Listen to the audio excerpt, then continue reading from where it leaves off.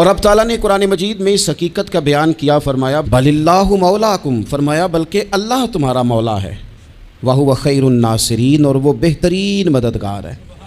وہ جو رب تمہارا مولا ہے وہ بہترین مددگار ہے، اور اگر وہ مدد کرے تمہاری، سورہ آل عمران میں آگے جا کے ارشاد فرمایا اگر اللہ مدد کرے تو پھر تم پر کوئی غالب نہیں آ سکتا، اور اگر وہ تمہاری مدد چھوڑ دے تو پھر کوئی تمہاری مدد کر سکتا، کوئی مدد نہیں کر سکتا۔ انسان زندگی میں جب جدوجہد کرتا ہے، کوشش کرتا ہے، وہ بہت سارے دنیاوی اسباب اختیار کرتا ہے، جتنی عقل اللہ نے دی ہوتی ہے اس عقل کا بھی وہ استعمال کرتا ہے، کوشش کرتا ہے کہ کچھ اچیو کر سکے زندگی میں، کچھ مقاصد کا حصول اسے میسر آئے۔ عزیز بھائیوں، ایک بات اپنے ذہن میں اچھی طرح بٹھا لیں اور لکھ لیں کہ زندگی میں جو کسی بندے کو کامیابی حاصل ہوتی ہے وہ رب تعالیٰ کی مدد سے حاصل ہوتی ہے۔ اگر رب تعالیٰ مددگار ہو تو پھر کوئی چیز بھی رستے میں رکاوٹ نہیں بنتی، اور اگر مالک کریم کو منظور نہ ہو تو انسان بہترین سیاستدان ہو، اچھا ایڈمنسٹریٹر ہو، اس کا ذہن بڑی وسعت رکھتا ہو، بڑی اچھی پلاننگ کرنا جانتا ہو، سارا کچھ ہو، تو بندہ ناکام ہو جاتا ہے۔ مسلمانوں کو جتنی کامیابیاں ملیں ان کا پس منظر صرف اتنا تھا کہ اللہ تبارک و تعالیٰ نے اپنے بندوں کی مدد فرمائی۔ رب کی مدد کو پکاریں، اپنے ساتھ اپنے مالک کی مدد کو شامل کریں، تھوڑے رزق پر بھی گزارا اچھا ہونے لگ جائے گا۔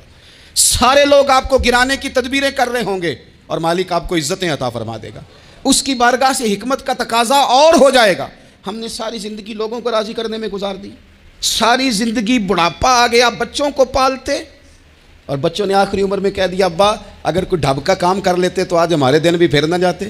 ساری زندگی گزار دی بہن بھائیوں کو راضی کرنے میں، ساری زندگی گزار دی ذمہ داریاں اٹھانے میں، ان کو 99 دفعہ دیا، ایک دفعہ نہیں دیا تو انہوں نے کہہ دیا تو نے تو کبھی دیا ہی نہیں، تو تھا ہی نہیں۔ ساری زندگی محلے داروں علاقے والوں کو راضی کرنے میں گزار دی، اور میں نے ایسے لوگ بھی دیکھے دین کے لیے وقت گزارا، لیکن جب بڑھاپے میں دانت کام نہ کرتے تھے تو وقت کے مفتیوں کو بھی مسجدوں کی کمیٹیوں نے کہہ دیا اب آپ کی سمجھ نہیں آتی، ہم نے خطیب کو یور رکھنا ہے، نہ دیکھو دنیا کی طرف، دنیا رلا دیتی ہے، نہ راضی کرو بندوں کو، بندے تھکا دیتے ہیں، نہ پیچھے بھاگو ہر وقت دنیا داروں کے، یہ انسان کو کمزور کر دیتے ہیں، وہ تو کریم ہی بڑا ہے، 2 آنسو زمین پر بعد میں گرتے ہیں، بندے کے گناہ سارے پہلے معاف فرما دیتا ہے۔ اللہ کی مدد کا حصول، اپنے مالک کی مدد کی طرف بڑھنا، آپ کو بدر کی جنگ بھی یہی درس دے گی، آپ کو احد کا میدان بھی یہی سبق دے گا، فتح مکہ بھی یہی سبق دے گا۔ میرے دوستو، جب رب مدد فرمائے، جب اللہ مددگار بنے، دوستوں سے ایک بات اکثر کرتا ہوں، میں کہتا ہوں کہ جتنے درد سے آپ امیر کو اپنی کہانی سناتے ہیں نا، اور جس طرح آپ کے آنسو بات کرنے سے پہلے گر جاتے ہیں کہ غریب ہیں، بچیاں ہیں، کاروبار نہیں، او میرے سنگیو، اس سے آدھے آنسو اپنے رب کی بارگاہ میں بکھیرو، اس کے حضور عرض گزار ہو جاؤ، اس سے طلب کرو۔ ایک وقت انسان پر زندگی میں ایسا آتا ہے کہ اسے یوں محسوس ہوتا ہے کہ میرا سایہ بھی ذرا سا پیچھے ہٹ گیا ہے، اسے یوں لگتا ہے کہ میں کسی سہارے پہ ہاتھ ڈالتا ہوں تو وہ بھاگ جاتا ہے مجھ سے، لیکن مالک کی بارگاہ ایسی عظیم بارگاہ ہے، رب رسول کے آستانے اتنے بڑے ہیں کہ آپ جب وہاں کشکول طلب دراز کرتے ہیں تو جھولی پھیلانے میں دیر لگتی ہے، ان کو بھرنے میں تو کوئی دیر نہیں لگتی۔ ہم نے اپنا سوچ کا قبلہ ہی دنیا کو بنا لیا ہے۔ یہ جو اللہ والوں کی مدد ہے یہ تو یعنی اللہ ہی کی مدد ہے، لیکن یہ جو سیٹھوں کی طرف توجہ کرنا، نوابوں کی طرف توجہ کرنا، دنیا داروں کی طرف توجہ کرنا، اور اپنا مزاج اس طرح کا بنا لینا، یارو گردن کو جھکا دیتا ہے خیرات کا پتھر، جہاں میں مانگنے والوں کے سر کبھی اونچے نہیں ہوتے۔ اور اقبال کہتے ہیں غیرت ہے بڑی چیز جہاں نے تگ و دو میں، پہناتی ہے یہ فقر کو تاج سردارا۔ میں عرض کروں گا کہ اپنی آپ جب توجہ کا قبلہ اللہ رسول کو بنائیں گے تو رب فرماتے ہیں وَيَرْزُقْهُ مِنْ حَيْثُ لَا يَحْتَسِبُ، میں نہ تجھے وہاں سے رزق دوں گا جہاں سے کبھی تیرا گمان بھی نہیں گیا ہوگا، یہاں سے بھی مل سکتا ہے، تو نے سوچا بھی نہیں ہوگا۔ بخاری شریف میں حدیث ہے، حضرت جابر ابن عبداللہ فرماتے ہیں نبی پاک صلی اللہ علیہ وسلم نے 300 لوگوں کا ایک لشکر روانہ کیا کسی مہم کے لیے، کسی جہاد کے لیے۔ حضرت ابو عبیدہ بن جراح رضی اللہ تعالیٰ عنہ امیر لشکر تھے۔ فرماتے ہیں غربت اتنی زیادہ تھی، بھوک اتنی زیادہ تھی کہ ایک ایک کھجور دن میں ایک وقت کھانے کو ملتی تھی، اور کچھ دن ایسے آئے کہ اب کھجور بھی نہیں مل رہی۔ فرماتے ہیں اتنی زیادہ بھوک لگی مجاہدین کو 300 بندہ پتے کھا کے گزارا ہونے لگ گیا۔ یہ بخاری میں موجود ہے۔ آپ فرماتے ہیں کہ دریا کے کنارے ہمارا پڑاؤ تھا، ٹھہراؤ تھا، جب بھوک سے نڈھال ہو گئے نا، وَيَرْزُقْهُ مِنْ حَيْثُ لَا يَحْتَسِبُ، اللہ وہاں سے روزی دیتا ہے، گمان بھی نہیں ہوتا۔ فرماتے ہیں ایک مچھلی اللہ تعالیٰ نے دریا کے کنارے بھیجی، فرماتے ہیں وہ تھی تو مچھلی پر پہاڑ جتنی تھی۔ بخاری میں لفظ ہیں، حضرت جابر ابن عبداللہ رضی اللہ تعالیٰ عنہ فرماتے ہیں 300 آدمی 18 دن تک اس مچھلی کو کھاتے رہے، مچھلی ختم ہی نہیں ہوئی۔ مچھلیاں نہیں، مچھلی کہتے ہیں 18 دن 300 بندہ کھاتا رہا، مچھلی ختم ہی نہیں ہوئی۔ اور فرماتے ہیں کہ اس کی ہڈی نکال کے، کانٹا کہیں گے آپ اپنی زبان میں، کہتے ہیں وہ نکال کے نا تو اس کو کھڑا کیا نا جب، تو اونٹ کجاوے سمیت اس کے بیچ سے گزر جاتا تھا، 2 اس کے کانٹے جوڑے۔ فرماتے ہیں وہ اس کا گوشت ہم کھاتے تھے اور اس کی چربی بطور تیل کے ہم جسموں پہ ملتے تھے، بیماروں کو اس سے سکون آتا تھا، تندرستی شفا ہوتی تھی۔ فرماتے ہیں ہم کھایا بھی ہم نے، اور کچھ لے کے ہم مدینے بھی گئے، اور قربان جائیں نبی پاک نے بھی اس میں سے کھایا۔ ہم نے عرض کی حضور یہ معمہ کیا ہے، یہ ماجرا کیا ہے؟ تو محبوب نے فرمایا تمہارے پاس غذا نہیں تھی، رب نے تمہارے لیے بندوبست کیا ہے، اللہ نے تمہیں دیا ہے۔ مکان شروع کر لیا، ایک صاحب نے وہ مکان بنانے لگے، آپ وہ حساب لگا رہے ہیں، کہتے ہیں میرے پاس اتنے پیسے ہیں، اتنے میں نے فلانے دوست سے کہنا ہے اس نے دے دینے، اتنے فلانے رشتہ دار سے کہنا ہے اس نے دے دینے، اتنے فلانے سے کہنا ہے اس نے دے دینے۔ یہ ساری کاپی بنا کے مکان شروع کر لیا۔ جو روز کہتا تھا نا کوئی حکم ہو جاتے دسی، سب سے پہلے اس کو کہا میاں پیسے چاہیے دین، وہ کہندا ہو کل ہی منڈا ٹوریا ہے، کدے تو پرسوں 10 داتے لب جانے سن۔ میں آپ کو اپنے تجربے کی بات بتا رہا ہوں۔ یہ لوگوں کا خیال ہوتا ہے نا کہ آپ سٹارٹ کریں فلانا کام، ہم آپ کے ساتھ ہیں، اللہ کا ہی کوئی نظام ہے، وہ بالکل بھی نہیں ساتھ ہوتے۔ لیکن ایسا نہیں ہے کہ کوئی ساتھ نہیں ہوتا، اللہ تعالیٰ بڑے اسباب پیدا کرتا ہے، وہاں سے دیتا ہے جہاں سے گمان بھی۔ ہمارا یہ ذہن بن جاتا ہے ہم ساری اپنے حساب سے چلتے ہیں، اتنے رشتہ داروں سے، اتنے، کون آپ کے ساتھ چلے گا، سوال ہی نہیں پیدا ہوتا۔ یہ سارے کام چھوڑ کے سب سے پہلے 2 رکعتیں پڑھو، اپنے رب کی بارگاہ میں، رسول کائنات کی بارگاہ میں گزارشات اور استغاثے پیش کرو، وہاں سے خیر طلب کرو۔ دنیا دار کیا دیں گے، کیا دے سکتے ہیں، کیا حیثیت ہوتی ہے کسی؟ اللہ کہتا ہے وہاں سے دوں گا۔ تو جو اللہ مال دے وہ لینا چاہیے کہ رشتہ داروں کا مال دیکھنا چاہیے؟ جو اللہ دے وہ لینا چاہیے کہ سیٹھوں نوابوں کی جیبیں دیکھنی چاہیے؟ جو اللہ دے وہ قبول کرنا چاہیے یا دیکھنا چاہیے کون سا آدمی کہاں پہنچ گیا؟ چھوڑو، اپنی مٹی پہ چلنے کا سلیقہ سیکھو۔ کسی کے سنگ مرمر پہ چلو گے تو پھسل جاؤ گے، پھسل جا۔ اس پر ایک اور بات عرض کر دوں، صحیح بخاری سے، مسلم سے ایک اور بات۔ کچھ چیزیں ایسی ہیں جن سے اللہ کی مدد آتی ہے، مدد ملتی ہے۔ ایک چیز ان میں سے ایسی ہے جس سے بہت مدد نازل ہوتی ہے، وہ ہے کہ جب رب آپ کو دے نا تو پھر آپ بھی اس کے رستے میں دیں، پھر مدد آتی ہے، پھر اور آتا ہے۔ بخاری مسلم میں حدیث ہے، یہ زیادہ ہی توجہ طلب امر ہے، اس پر آپ غور کریں گے۔ حضرت ابو ہریرہ فرماتے ہیں کہ نبی پاک علیہ السلام نے فرمایا ایک شخص نے بادلوں کے اندر سے آواز سنی کہ فلاں آدمی کا کھیت اور باغ خشک ہو گیا ہے، وہاں برسو اور اس کے کھیت کو سیراب کرو۔ وہ بڑا حیران ہوا کہ بادل سے آواز آ رہی۔ پھر اس نے دیکھا کہ ایک پہاڑی پر بارش ہوئی، وہ بادل وہاں برسا، پھر نالیوں سے ہوتا ہوا پانی ایک طرف چلا۔ تو جس نے آواز سنی تھی، حضور بیان کر رہے ہیں، وہ بھی پیچھے پیچھے چلا کہ پانی کدھر جا رہا ہے۔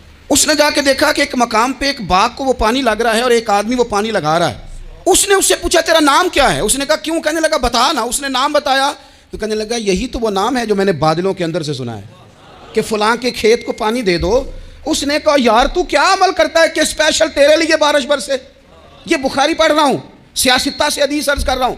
اس سے پوچھا تو کیا کام کرتا ہے کہ جناب اللہ تبارک و تعالیٰ کا حکم کرم آیا کہ خاص تیرے لیے پانی برسے اور تیرے کھیت کو سیراب کرے؟ تو اس نے کہا چھوٹا ذمہ دار ہوں، پر جب فصل اگتی ہے تو 3 حصے کرتا ہوں، ایک حصہ اپنے بال بچوں پہ، بہن بھائیوں پہ خرچ کرتا ہوں، ایک حصہ پورا، اور ایک حصہ دوبارہ کاشتکاری پہ لگاتا ہوں، اور تیسرا حصہ خالص میں نے مسکینوں، یتیموں اور غریبوں کے لیے رکھا ہوا ہے۔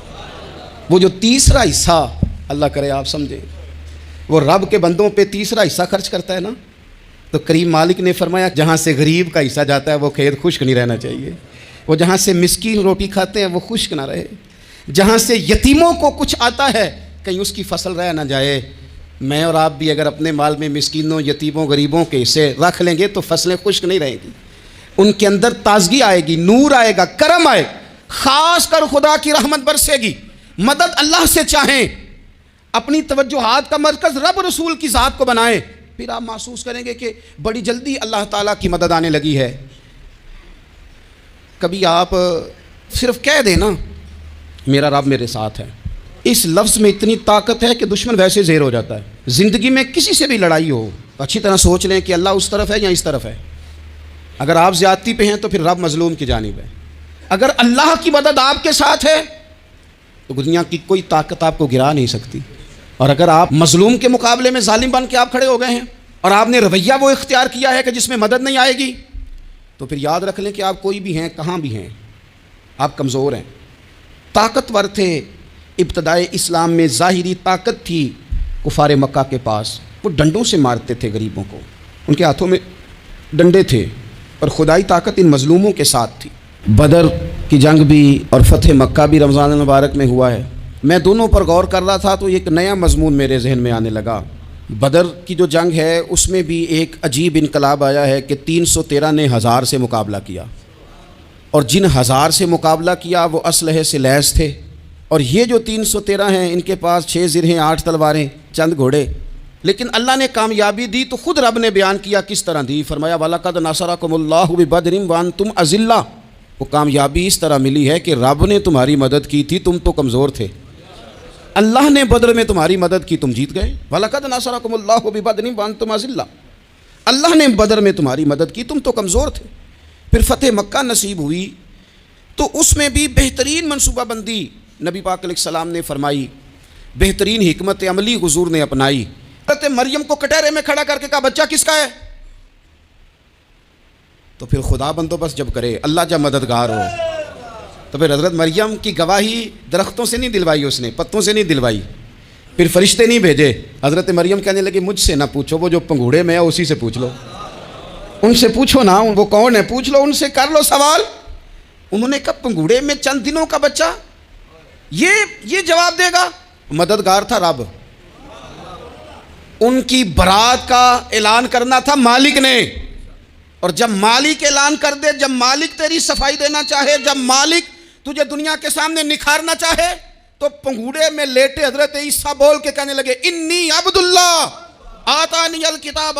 فرمایا میں اللہ کا بندہ ہوں، رب نے مجھے کتاب عطا کر کے نبی بنا کے دنیا میں بھیجا ہے. میں اللہ کا بندہ ہوں، کتاب لے کے آیا ہوں، نبی بن کے آیا ہوں. پھر پنگوڑے سے اعلان ہو گیا، پھر بچہ بول پڑا. اور یہ ایک دفعہ نہیں بات ہوئی، یہ بنی اسرائیل میں ایک جریج نام کے شخص بھی تھے جو نماز پڑھ رہے تھے. بعض نے لکھا ہے نفل نماز تھی. اماں نے پکارا تو آئے نہیں، تو ماں کے منہ سے نکل گیا تو اتنی دیر تک مرے گا نہیں جب تک کسی بے حیا عورت کا منہ نہ دیکھ لے. تو وہ عبادت گزار تھے، لیکن لوگوں نے ان کی عبادت، ریاضت، پرہیزگاری کو نہیں دیکھا. بس ایک عورت کو بھیج کے الزام لگوا دیا. وہ عورت آیا جایا کرتی تھی، اب آ جاتی ہیں عورتیں، مسئلہ پوچھنے کی نیت سے بھی آ جاتی ہیں. ماحول میں کچھ جگہ ایسی بھی ہیں جہاں عورتیں دم کرانے کے بہانے آ جاتی ہیں. وہ خاتون آتی جاتی تھی اس خانقاہ پہ، آستانے پہ، یہ بخاری میں موجود ہے. پھر اس نے کہا میری گود میں جو بچہ ہے یہ انہی کا ہے. مجھے بتائیں کیسے بندہ وضاحت دے. حالات خراب ہو گئے، لوگ کٹیا جلانے لگے، ماحول اور طرح کا بن گیا. میرے نبی پاک علیہ الصلوۃ والسلام فرماتے ہیں پھر اس رب کے بندے نے کہا مالک تو کریم ہے، تیری مشیت کا تقاضا آیا جو میری ماں نے جملے بولے تھے، پر اب میں وضاحت دینے کے قابل نہیں رہا، اب تو ہی کرم کرے گا تو دروازہ کھلے گا. تو وہ چند دنوں کا بچہ پنگوڑے میں بول کے کہنے لگا میں اس درویش کا نہیں، میں تو فلانے چرواہے کا بچہ ہوں، وہ جو بکریاں چراتا ہے. لیکن ہمیں جو اللہ رسول نے بات سمجھائی وہ کیا ہے؟ اذا جاء نصر اللہ والفتح. فرمایا جب اللہ کی مدد آئی اور فتح نصیب ہو گئی. یہ اللہ نے مدد فرمائی تمہاری، یہاں بھی فتح مکہ بھی اللہ کی مدد سے، جنگ بدر بھی اللہ کی مدد سے. وہ جو مدد ہے اللہ تعالیٰ کی، جب وہ ہم یہ کرتے ہیں کہ ہم اپنی ساری زندگی سیاست کی نظر کر دیں. ہماری سیاست صرف ملک میں نہیں ہوتی، ہماری سیاست خاندان میں بھی ہوتی ہے. ہم گھر کے اندر بھی سیاست کرتے ہیں. ہم کسی خاص طریقے سے لوگوں کو اپنے پیچھے چلانا چاہتے ہیں. ہم ایک خاص اسلوب اختیار کرتے ہیں کہ لوگ ہمارے پیچھے چلیں. اس کا نقصان ہمیں یہ ہوتا ہے کہ سیاست جو ہوتی ہے یہ شطرنج کے ہیر پھیر کی طرح ہوتی ہے. تو اس کے رات بڑی جلدی کھلنے لگ جاتے ہیں، پتہ چل جاتا ہے کہ بندہ مخلص نہیں تھا، سیاست کر رہا تھا، طریقے سلیقے سے اس نے جوڑ کے رکھا ہوا تھا. ہم ہر جگہ سیاست کے بل بوتے پر چیزوں کو لے کے چلنا چاہتے ہیں، سیاستیں ناکام ہو جاتی ہیں، سیانے لوگ فیل ہو جاتے ہیں. بچتا صرف وہی ہے جس کے پیچھے رب تعالیٰ کی مدد شامل حال ہوتی ہے. اپنی زندگی کے اندر ہم جو کچھ بھی کر رہے ہیں، جس شعبے سے بھی ہمارا تعلق ہے، آج ہم نے اس بات پہ غور کرنا ہے کہ پہلے تو یہ غور کر لیں کہ جو کام ہم کر رہے ہیں کیا وہ کام ایسا ہے کہ اس میں اللہ کی مدد ہمیں ملے گی. اگر آپ کوئی معاذ اللہ ناجائز کام کر رہے ہیں، فعل حرام کا ارتکاب کر رہے ہیں، تو اس میں تو مدد الہی آئے گی نہیں. پہلے تو یہ دیکھیں جو کر رہے ہیں وہ کام مدد الہی والا ہے. اور اگر اللہ تعالیٰ کی مدد والا وہ کام ہے پھر اس پر غور کریں کہ کیا ہم نے مالک سے مدد کا سوال کیا ہے، ہمیں مدد میسر آ رہی ہے۔ وہ میں نے بزرگوں سے ایک بات سنی تھی، وہ بڑی یاد رہ گئی۔ وہ فرمایا کرتے تھے قابلیت بھی بڑی چیز ہے لیکن قبولیت سب سے بڑی چیز ہے۔ قابل ہونا بھی بڑی بات ہے لیکن زیادہ بڑی بات یہ ہے کہ اس کی بارگاہ میں قبول بھی ہے کہ نہیں۔ اپنی زندگی میں اللہ کی مدد کی طرف بڑھیں، مالک کی مدد کا حصول اختیار کرنے کی کوشش کریں، اللہ کے ساتھ اپنے آپ کو جوڑیں۔ اگر اللہ کی مدد نصیب ہو، یہ جو ہم جتنا ڈرتے رہتے ہیں، سہ میں رہتے ہیں، پریشان رہتے ہیں کوئی کیا کر دے گا، ہمارے ہاں نا ہر شعبے میں معاذ اللہ ایک مافیا ہے، الا ماشاء اللہ۔ وہ مافیا کہتا ہے میرے ساتھ ملو گے تو میں چلنے دوں گا ورنہ میں نہیں چلنے دوں گا، مارکیٹ میں آ ہی نہیں سکتا فلانا بندہ کیونکہ یہاں ہمارا قبضہ ہے۔ اور میرے بھائی پھر بہت سارے لوگ جن کی نیتیں اور ارادے بڑے اچھے ہوتے ہیں شروع میں، وہ بھی اس مافیا کا شکار ہو جاتے ہیں اور ان کے رنگ میں رنگ جاتے ہیں۔ یاد رکھنا کسی شخص کی بلیک میلنگ کا کبھی شکار نہ ہونا، کبھی کسی کی میٹھی اور مسجع مکفہ باتوں کا شکار نہ ہونا۔ کوئی کیا کر سکتا ہے اگر اللہ مددگار ہو تو؟ جس کو رب کریم اٹھانا چاہے اسے کوئی گرا سکتا ہے؟ ہم یہ ڈرے ڈرے سہمے پریشان فیصلہ کرنے کی طاقت نہیں، مجھے چلنا چاہیے کہ نہیں، اٹھنا چاہیے کہ نہیں، کرنا چاہیے، اٹھ باندھ کمر کیوں ڈرتا ہے؟ پھر دیکھ خدا کیا کرتا ہے۔ حضرت عبداللہ ابن عباس فرماتے ہیں میرے نبی پاک علیہ السلام نے میری تربیت فرمائی، حضور نے میری تربیت فرمائی، اور محبوب پاک علیہ السلام نے فرمایا عبداللہ یاد رکھنا، یہ نوجوان دوست میری بات لکھ لیں، پریشان لوگ میری بات لکھ لیں، جن کے پاس قوت فیصلہ نہیں وہ اس بات کو لکھ لیں۔ حضرت عبداللہ ابن عباس فرماتے ہیں میرے نبی پاک علیہ السلام نے مجھ سے فرمایا تھا عبداللہ سن، اگر ساری دنیا مل کے تیرا کوئی نفع کرنا چاہے کر نہیں سکتی جب تک میرے رب کی رضا نہ ہو، اور فرمایا ساری دنیا مل کے تیرا کچھ بگاڑنا چاہے تو عبداللہ بگاڑ نہیں سکتی جب تک رب کریم کی حکمت کا تقاضا نہ ہو۔ لوگوں سے ڈرنا، لوگوں کی طرف دیکھنا، ماحول دیکھ کے اپنے راہ کا تعین کرنا، ہر بندے کے خیالات کے مطابق ڈھلنے کی کوشش کرنا، فلانا نہ ناراض ہو جائے، فلانا نہ ناراض ہو جائے، وہ جس نے ہونا ہو جائے، بس رب رسول ناراض نہ ہو۔ اپنی زندگی میں اپنے مالک کو مولا جان کے، بل اللہ مولاکم، اللہ تمہارا مولا ہے، وہو خیر الناصرین، وہ بہترین مددگار ہے۔ توجہ جب بھی کریں رب کی جانب کریں، اپنے دل کا قبلہ درست رکھیں، سوچوں کے زاویے سیدھے رکھیں۔ میرے بھائی مالک جب بندوبست کر دے نا، جب مالک بندوبست کر دے پھر ایسا بندوبست کرتا ہے کہ لوگوں کے پاس نا چارہ نہیں رہتا۔ حضرت مریم رضی اللہ تعالی عنہا پاک باز تھیں، مسجد میں رہی تھیں، پر مالک کی حکمت کے تقاضے بڑے عجیب ہے نا۔ پھر جناب مریم کو اللہ تعالیٰ نے بغیر شوہر کی اولاد عطا کر دی۔ یہ بات ہی ایسی تھی، وہ کسی نے کہا تھا کہ مخلوق تو فنکار ہے اس درجہ کے پل بھر میں، سنگے در کعبہ سے بھی اصنام تراشے، تم کون ہو کیا چیز ہے داغ کبابی، لوگوں نے تو مریم پہ بھی الزام تراشے۔ تو لوگوں نے کہا کدھر سے لے آئی بچہ، تیرا باپ تو ایسا نہیں تھا، کہاں سے لے آئی؟ اللہ کرے میں آپ کو سمجھا سکوں، ذرا اپنے آپ کو وہاں کھڑا کریں کہ ایک پاک باز عورت، پاک باپ کی بیٹی، طیب ماں کی بیٹی، اور اللہ کے گھر میں پرورش پانے والی خاتون، ایک وہ وقت اور ایک یہ وقت کہ اس عورت کو کٹہرے میں کھڑا کر کے پوچھا جا رہا ہے کہ معاذ اللہ تیری گود میں بچہ جائز نہیں ہے، کہاں سے لائی ہے؟ اب خود سے صفائیاں بندہ کتنی کو دے، کتنی کو وضاحتیں کرے۔ اور میں نے تو اپنی زندگی میں دیکھا ہے زیادہ وضاحت دینے والے کو بھی لوگ جھوٹا سمجھنے لگ جاتے ہیں، زیادہ وضاحت دینے پر بھی لوگ کمزوری کا اظہار سمجھتے ہیں کہ کمزور پڑ گیا۔ آپ صلح کی کوشش کرتے ہیں، سامنے والا بزدل سمجھ لیتا ہے، زیادہ وضاحتیں بھی کمزور کر دیتی ہیں۔